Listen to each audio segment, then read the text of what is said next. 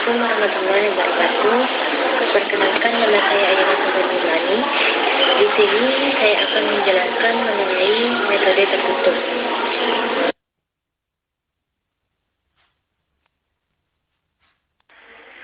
Pada metode tertutup kali ini, saya akan menjelaskan mengenai karakteristik dari metode tertutup, syarat tutup, keberadaan akar, dan pembagian metode tertutup.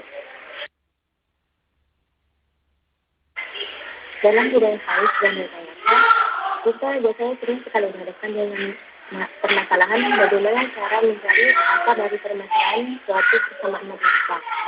Dan pada umumnya persamaan tersebut selalu dipecahkan dengan bentuk non-linear seperti sinus, kosinus, eksponensial, logaritma, dan sisi transcender lainnya. Sangat jarang persamaan dipecahkan dalam bentuk linear.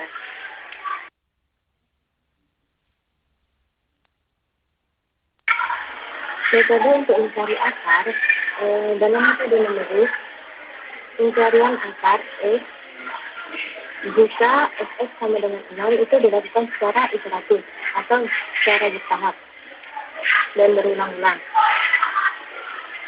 Metode pencarian akar sendiri dibagi menjadi dua kelompok, yaitu metode tertutup dan metode terbuka.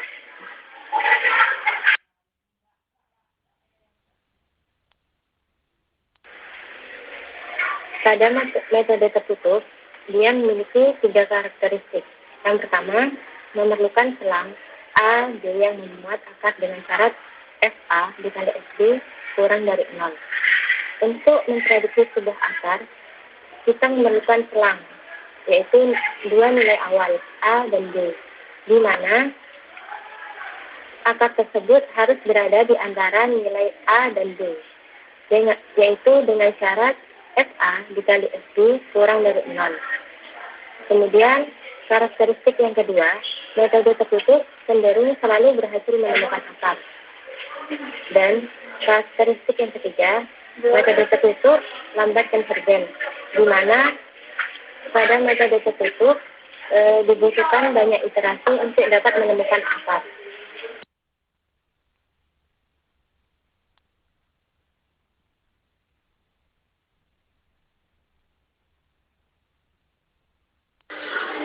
Syarat cukup keberadaan akar.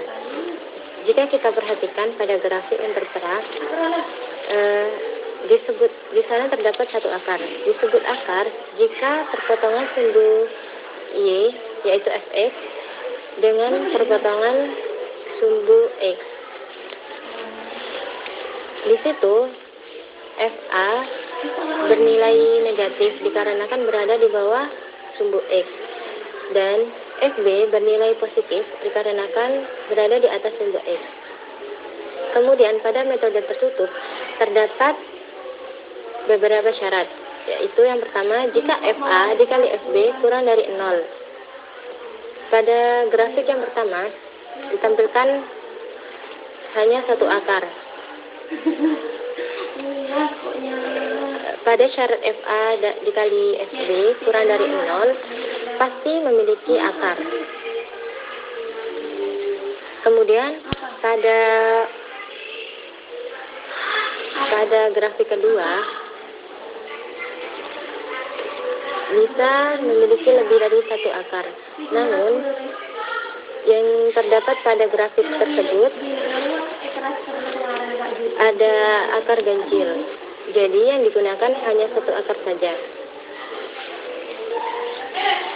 Kemudian pada syarat yang kedua, jika Fa dikali Fb lebih dari 0. Di antara Fa dan Fb, di antara Fa dan Fb tidak terdapat akar karena sama-sama bernilai positif. Walaupun ada akar, dan akar tersebut akan bernilai positif.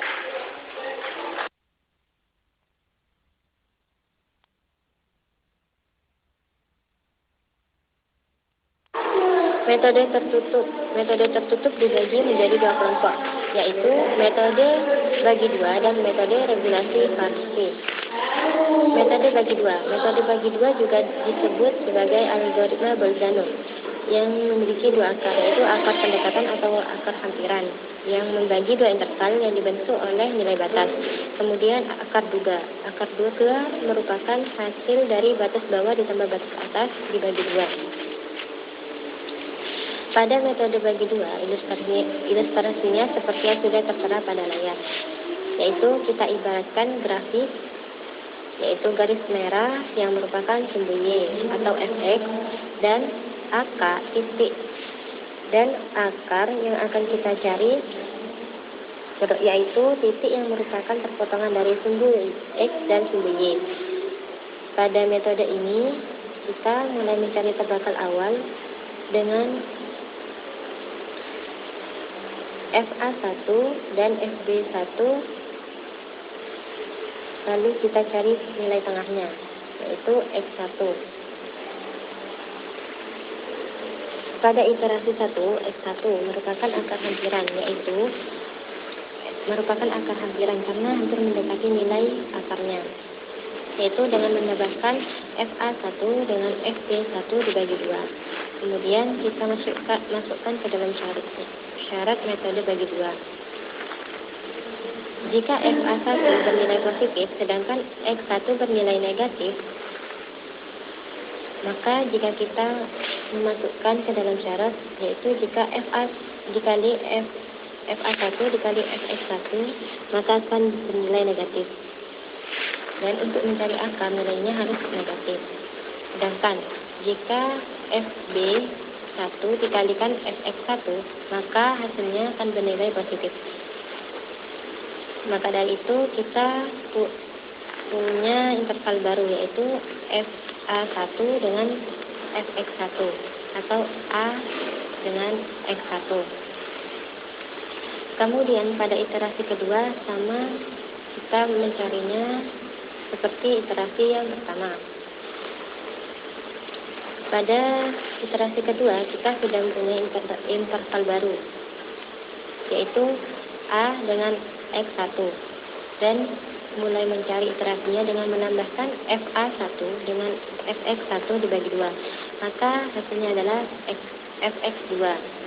FX2 ini hampir mendekati nilai akarnya, yang merupakan akar hampiran. Maka kita masukkan kembali ke dalam syarat yang memenuhi metode bagi ini. Jika nilai akar itu negatif, maka jika FA1 dikalikan FX2, maka hasilnya positif. Maka itu tidak mungkin dijadikan sebagai interval baru. Maka kita gunakan interval X2 dengan X1. Dan proses ini kita lakukan terus-menerus sampai mencapai batas toleransi error.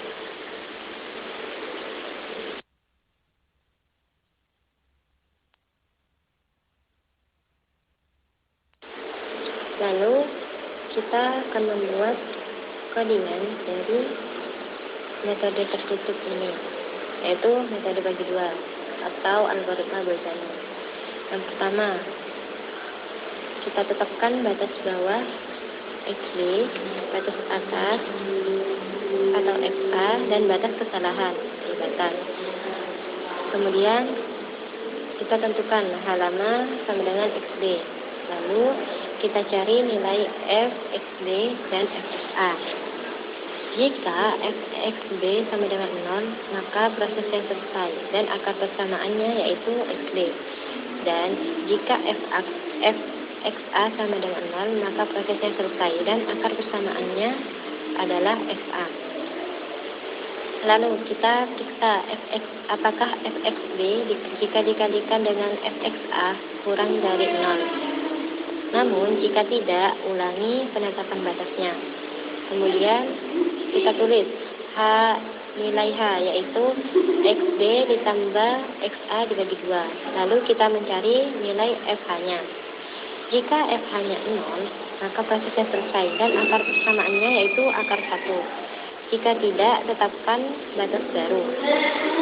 Kemudian jika FA dikalikan FXB kurang lebih dari 0, maka kita tulis XB sama dengan H. Jika tidak, maka XA sama dengan H. Lalu kita cari kesalahan relatifnya. Kemudian kita tulis halaman kembali lagi menjadi nilai H. Lalu kita tampilkan. Dan kita buktikan apakah kesalahan batas, apakah terjadi kesalahan. Dan batas jika tidak ulangi.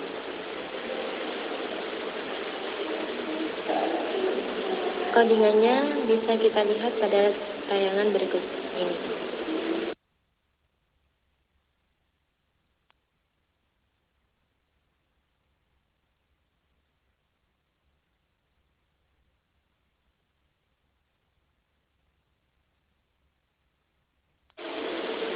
Kemudian, terdapat beberapa kasus yang mungkin terjadi pada metode bagi dua, yaitu yang pertama, jumlah akarnya lebih dari 1.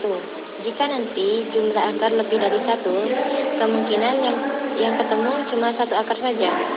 Kedua, ada akar kembar. Jika akar kembar, maka metode bagi dua tidak akan berhasil menemukan akar kembar. Karena tadi ada syarat FA dan FA dikali FB.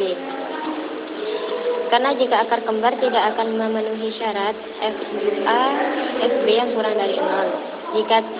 Lalu yang ketiga, jika terdapat titik singular, maka nilai fungsinya tidak akan terdefinisi dan iterasinya juga tidak akan berhenti.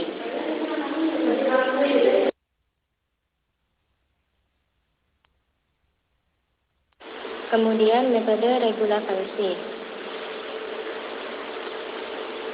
Pada metode ini kita akan mencari nilai awal.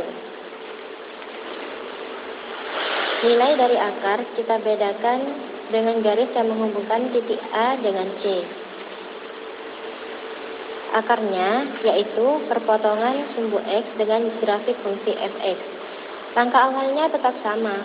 Kita lakukan tebakan awal yaitu A dan B, di mana FA dan FB itu jika dikalikan harus negatif. Jika kita buat titik koordinatnya yaitu titik A berisi B dengan FB, titik C berisi A dengan FA, titik D berisi X1 dengan 0. Dari dua nilai awal, titik A dengan titik C ini kita tarik dan akan memotong sumbu X. Maka perpotongan dari garis tersebut dengan sumbu X ialah akar hampiran dan prosesnya sama seperti yang tadi, sampai dia mendekati akarnya. Prosesnya kita cari dengan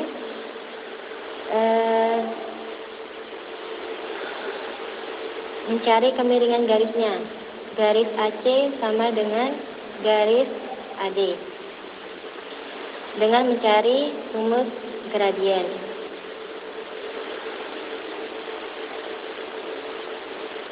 Dan caranya seperti yang tertera pada layar.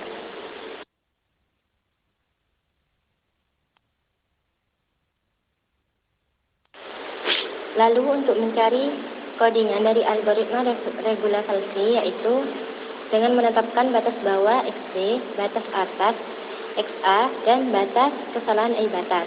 Kemudian kita tetapkan halaman sama dengan XB. Kemudian kita cari nilai FXB dan FXA. Jika FXB sama dengan 0, maka prosesnya selesai dan akar persamaannya dapat kita tulis yaitu sama dengan XB. Jika FXA sama dengan 0, maka prosesnya selesai dan akar persamaannya dapat kita tulis sama dengan FA. Lalu kita periksa apakah jika FXB dikalikan dengan FXA kurang dari 0, apakah kurang dari 0? Dan jika tidak, maka kita ulangi penetapan batasnya. Kemudian kita tulis H sama dengan XB dikalikan FXA dikurangi XA dikalikan FXB dan dibagikan dengan FXA dikurangi FXB. Lalu kita cari nilai F akar satunya. Kemudian jika FH sama dengan 0, maka prosesnya selesai dan akar persamaannya yaitu sama dengan H. Namun jika tidak, maka tetapkan batas baru. Kemudian jika kita akan mencari F akar 1 dikalikan fxb harus lebih dari 0. Maka bisa kita tulis xb sama dengan h. Namun jika tidak, maka xa sama dengan h. Lalu cari kesalahan relatifnya. Dan kita tulis h lama, kembalikan lagi menjadi h. Lalu kita tampilkan. Dan kita cari nilai fxb dan nilai fxa. Lalu kita cari apakah terjadi kesalahan. Dan batas jika tidak ulangi langkah nomor 7. Dan di slide berikutnya akan tertera hasil codingnya.